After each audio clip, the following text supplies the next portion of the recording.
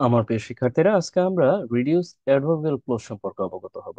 আসলে reduce adverbial ক্লোজের আরেকটি নাম হচ্ছে, আমরা বলতে পারি যে অ্যাডভার্বিয়াল ফ্রেজেস। কেমন? অর্থাৎ আমরা যখন কোনো অ্যাডভার্বিয়াল ক্লোজকে যখন সংক্ষিপ্ত করব বলতে মানে কিছু এই যে অ্যাডভার্বিয়াল ক্লোজ মার্কার যেগুলো আছে এগুলোকে বাদ দিব, তখনই এটা অ্যাডভার্বিয়াল ফ্রেজেস রূপান্তর হবে। তাই নয় কি? আমরা একটু দেখি প্র্যাকটিক্যালি। যেমন ধরেন এখানে একটি বাক্য আছে, আমাদের কিন্তু আবারও একটা ব্যাপার জেনে নিতে হবে যে অ্যাডভার্বিয়াল ক্লোজ কোন।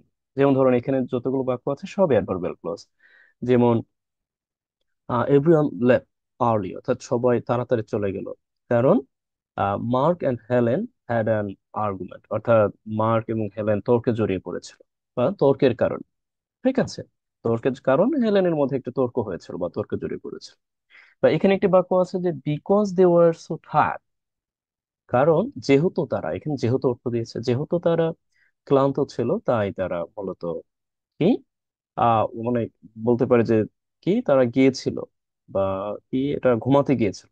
এখানেও মূলত ইয়া অর্থ ব্যবহার হয়েছে, বেড বিছানাতে ঘুমাতে অর্থ ব্যবহার হয়েছে, অর্থাৎ 9টায় তাড়াতাড়ি ঘুমিয়ে পড়েছিল এই অর্থটা দিয়েছে। দেখুন, মূলত এইখানে যে অ্যাডভার্বিয়াল ক্লোজ কোনটা, এখানে অ্যাডভার্বিয়াল ক্লোজ হচ্ছে এই অংশটা, কারণ আমরা দেখতেই পাচ্ছি এইখানে আছে।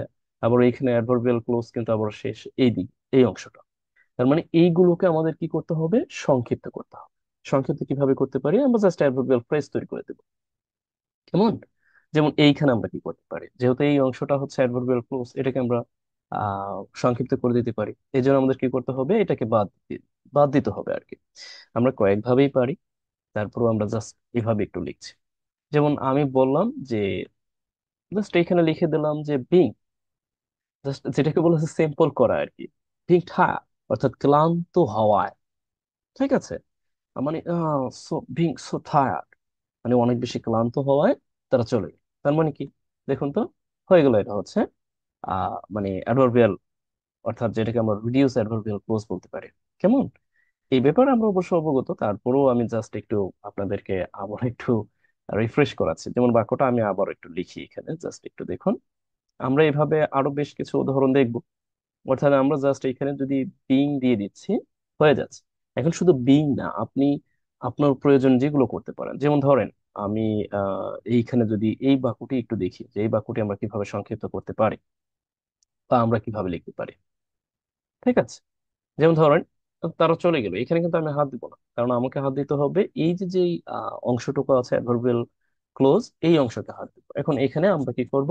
জাস্ট যেহেতু এখানে প্রধান ভার্ব আছে, প্রধান ভার্বটাকে আমরা সরিয়ে দিব। প্রধান ভার্বটাকে সরিয়ে দিয়ে আমরা একটু ভিন্নভাবে লিখবো, কারণ আমাদের তো অর্থটা দাঁড় করাতে হবে। এই জন্য আমরা এটা বলতে পারি যে প্রত্যেকে চলে গেল, আমরা এভাবে বলতে পারি, একটু ফ্রেজ তৈরি করে দিলাম বিকজ অফ, কারণে। বিকজ অফ ফ্রেজ তৈরি করে দিচ্ছি, কিন্তু বিকজ অফ অ্যান্ড বললাম যে because of the an argument, an argument between কি মার্ক অ্যান্ড হেলেন। কেমন?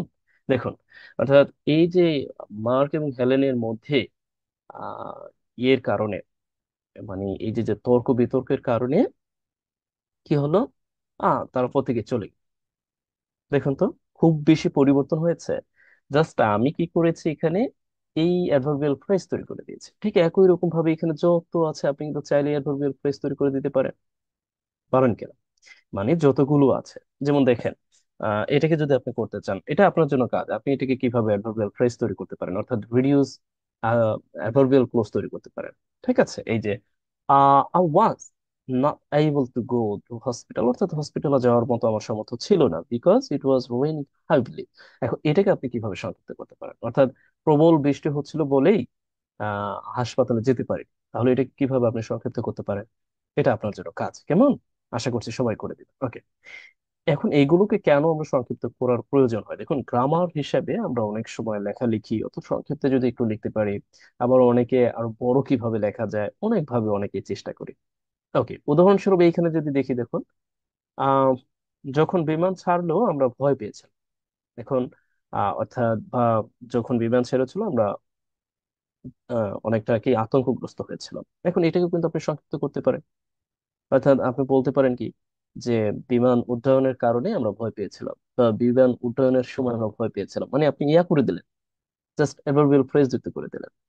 ঠিক আছে, এইখানে দেখুন তো, যখনই বর্ষা ঋতু আসে তখনই আমাদের মানে ওকে, তখনই বাংলাদেশ ভুগতে শুরু করে। এখন এটাকে যদি আমরা প্রথমত ইংরেজিতে লিখে ফেলি, আমরা কিন্তু এই কথাটাকে এমনি বলতে পারি না যে বর্ষা ঋতু আসায় কি বাংলাদেশ ভুগতে শুরু করে, মানে বর্ষা ঋতু আসলেই ভুগতে শুরু করে, এটা তো পুরোপুরি বাক্য।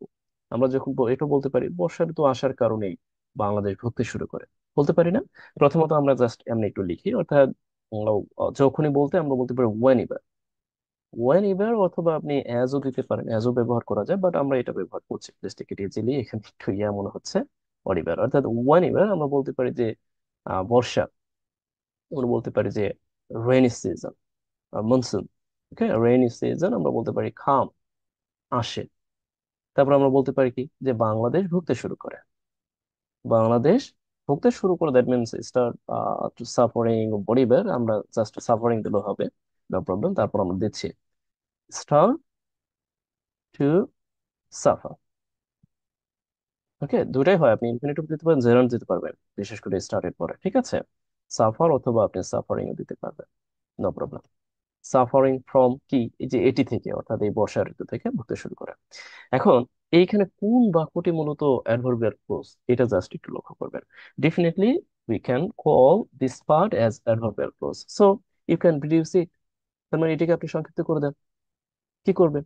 জাস্ট আপনি বলে দিলেন যে বাংলাদেশ কি ভুগতে শুরু করে, কি আপনি বলতে পারেন যে রেনি সিজনের কারণে বা রেনি সিজনের আগমনে, বলতে পারেন না?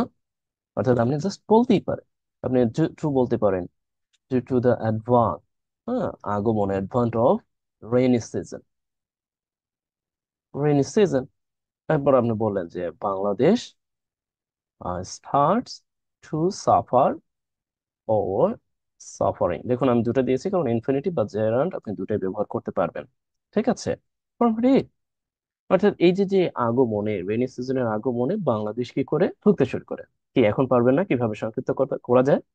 এখন এটা মূলত কি, ওই যে আমরা যে সিম্পল করি না, মানে পরিবর্তন, আমরা তো ছোটবেলা থেকে শিখে এসেছি, কিন্তু আমরা ন্যাচারালি জানতে চাই বা বুঝতে চাই কেন বা কখন আমরা কোন কারণে এগুলোকে সংক্ষিপ্ত করছি।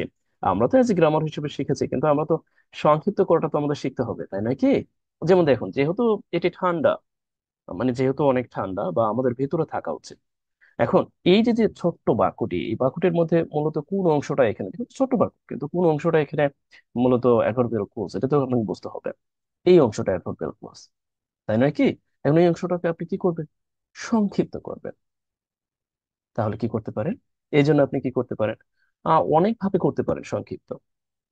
আপনি বলতে পারেন যে ঠান্ডা হওয়ায়, ওকে, এইভাবে বলতে পারেন বিং কোল্ড, ঠান্ডা হয়। এখন অনেকে বলতে পারেন আমি কখন বিং ব্যবহার করব, কখন এটা ওটা, দেখুন আপনি শুধু বিং দিয়ে যে করতে হবে ব্যাপারটা এরকম না। আপনি তো এটাও বলতে পারেন যে ঠান্ডা হওয়ার কারণে আমাদের বাইরে থাকা উচিত, বলতেই পারে।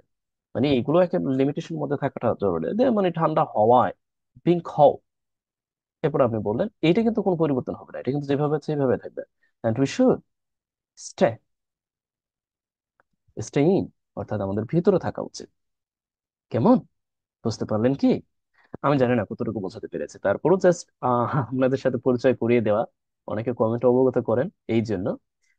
যেমন দেখেন এইখানে যে বাক্যগুলো আছে, হ্যাঁ, অবশ্যই এগুলো আমরা জানি যে সময়ের ভিত্তিতে প্রেজেন্ট পাস্ট কিভাবে সেন্স থাকলে, সেন্স অ্যাজ এ কনজাংশন হিসেবে ব্যবহার হলে কোন অংশটা কখন হবে, এই ব্যাপারে আমার আমার এই ব্যাপারে ক্লাস দেওয়া আছে, আশা করছি সেই ক্লাস দেখে নেবেন।